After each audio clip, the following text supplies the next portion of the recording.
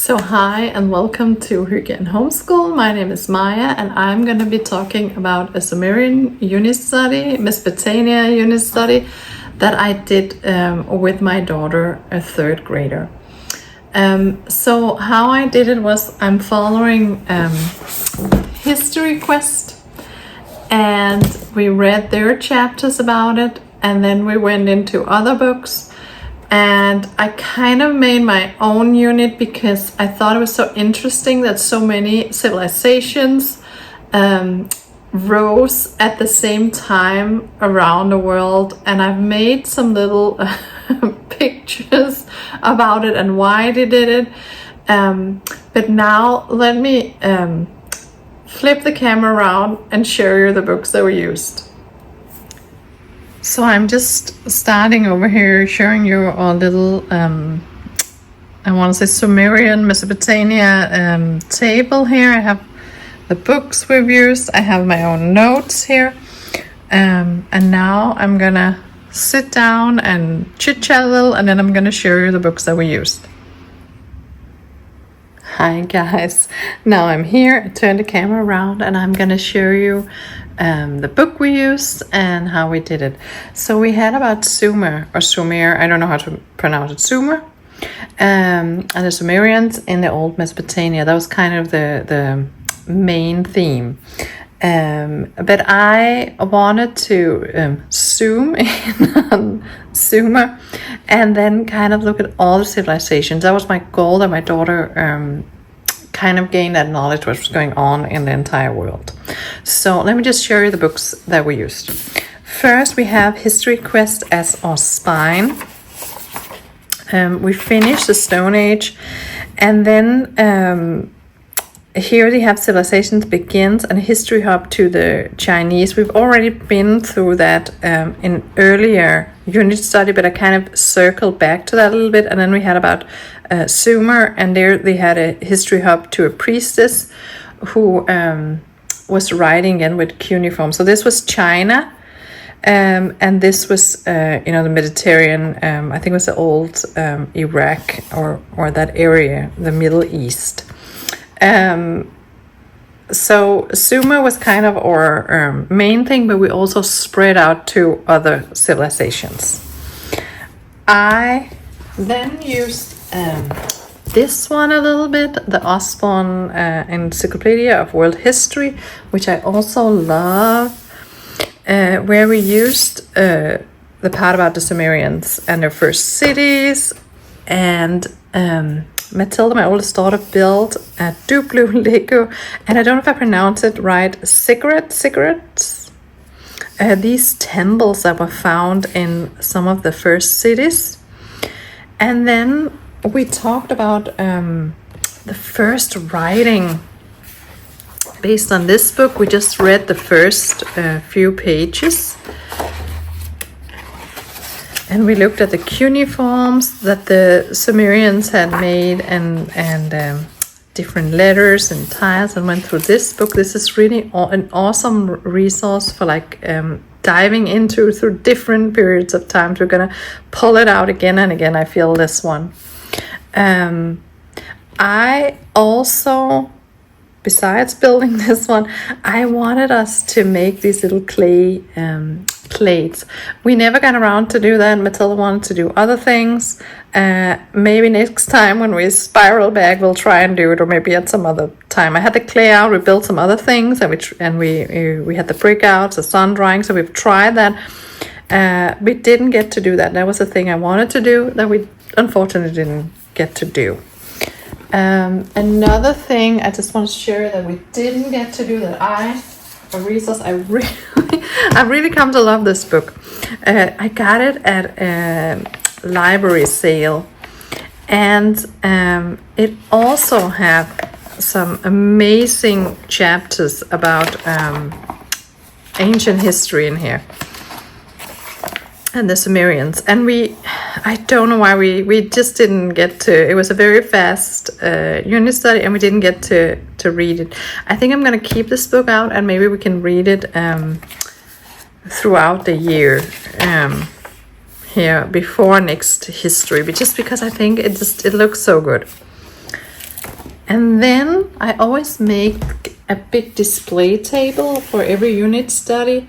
And on that I have our timeline book, which I also love.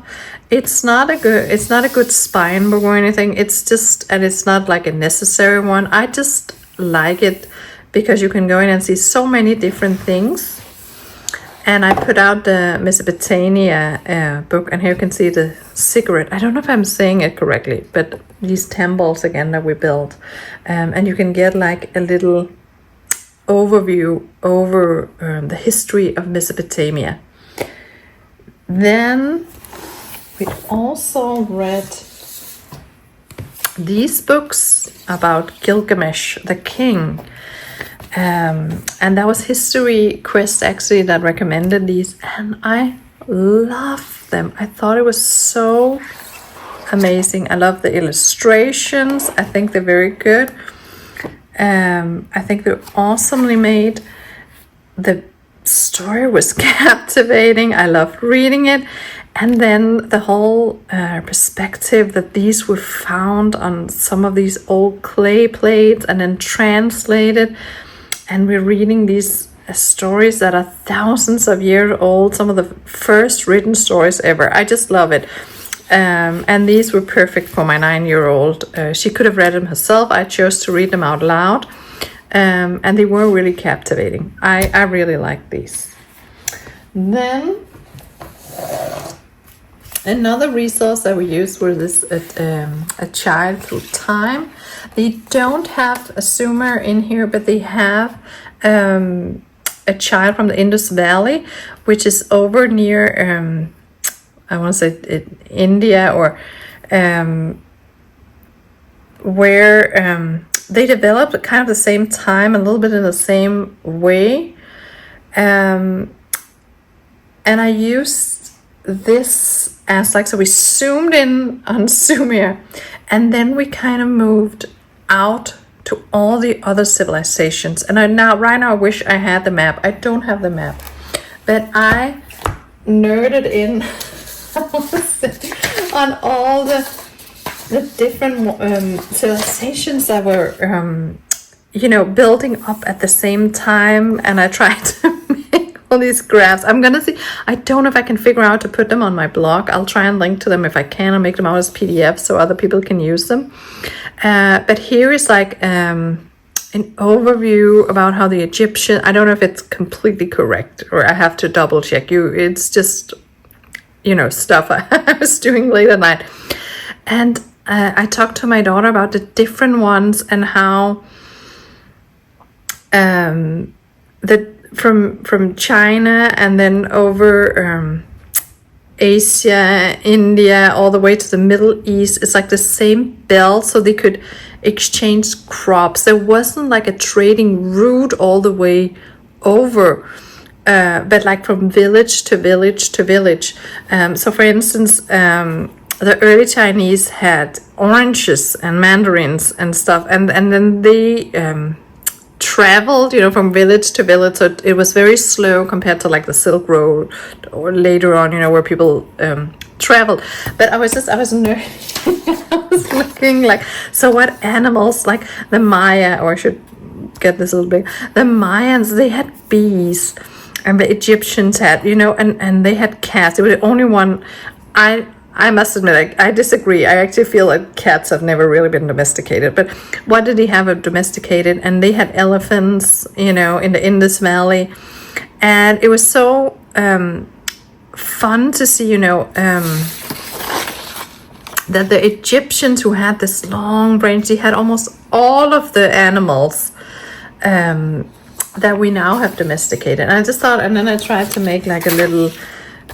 I really nerded in and out about all the civilizations, and we looked at maps just on the globe. We watched different documentaries that I just pulled from YouTube to kind of give her this image that different civilizations were popping up and inventing writing at the same time and influencing each other, and how world history works, that everybody was, you know, doing their own thing, and then the influence, and then they did their own thing, and give her that overview. So I wasn't as interested. I mean, we did dive into Sumer, but it was okay that wasn't like a big deep dive. It was more,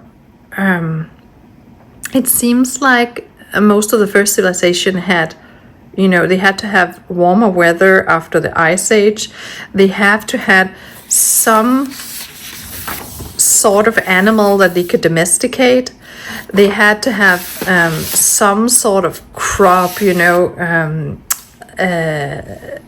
like they had wheat in the Middle East, and Asia had and then if you go all the way over to China, they had rice, and in the Mayans they had corn. So they need to have something to farm, some kind of crop and some kind of animal to domesticate, so they could build a civilization of this food. So it was more that overview that I wanted to give her. And usually they also had to farm, they had to have rivers, they had to water and make irrigation systems.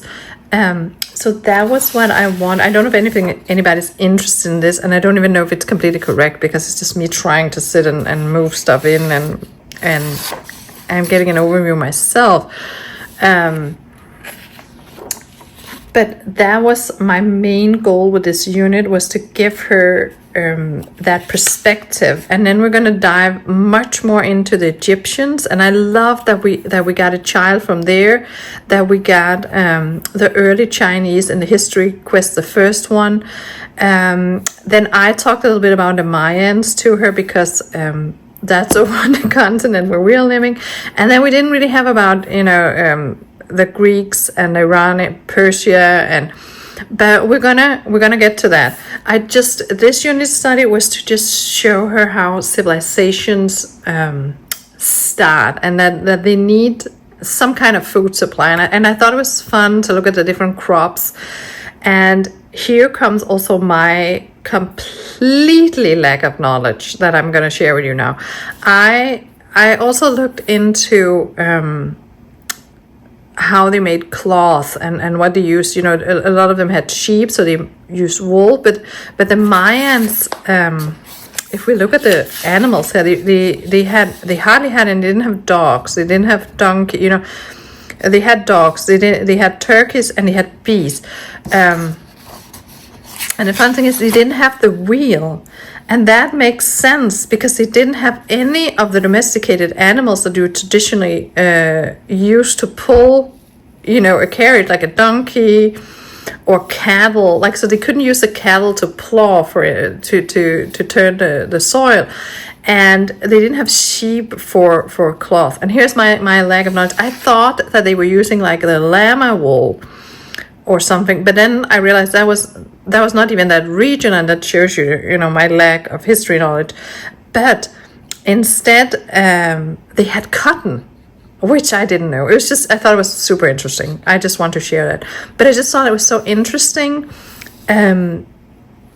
Also, like on two continents, they domesticated bees, you know, at the same time, and we don't think, you know, they didn't interact. It was just so fun. And then I just realized, you know, the Sumerians invented the wheel they had the pottery wheel, and then we don't know, you know, how the pottery wheel tilted over. They had the pottery wheel before they had the real wheel, and then they realized that they could put it on carriages, and they could use, you know, cattle, much later horses, you know, to pull it. And it was just so, because now it makes sense. Why didn't the Mayan have the wheel? Because they had none of the animals where they could use the wheel. Makes sense. Of course, humans could have, but I mean, I also expect the landscape there might have been more curvy. I don't know. I just thought it was interesting also to see how the different, like they had, but they had, you know, amazing calendar systems, and these had the writing, and, you know, to see how alike, but also how different. And that's why, you know, the whole, what did they have? I just I just thought it was so interesting, and maybe it's just me nerding away here, but that was what I tried to give Matilda kind of an overview, and then I connected it to Denmark, and we were Stone Age people, or they were Stone Age people at the same time. They didn't even have civilization yet, and I just also thought that was a fun perspective. I think they were also covered in ice in part of this, so it wasn't even like anybody living there. It was me nerding away, and this was the books that we use. And again, I want to still read in this one. I'm actually gonna see if they have them for other times, just because I think it's such a good resource, and I'm so glad that I found this at the library. Thank you so much for listening. This was a little video about a very short ancient world Sumer history unit study. Thank you so much for watching, and I hope you could use the video. Bye bye.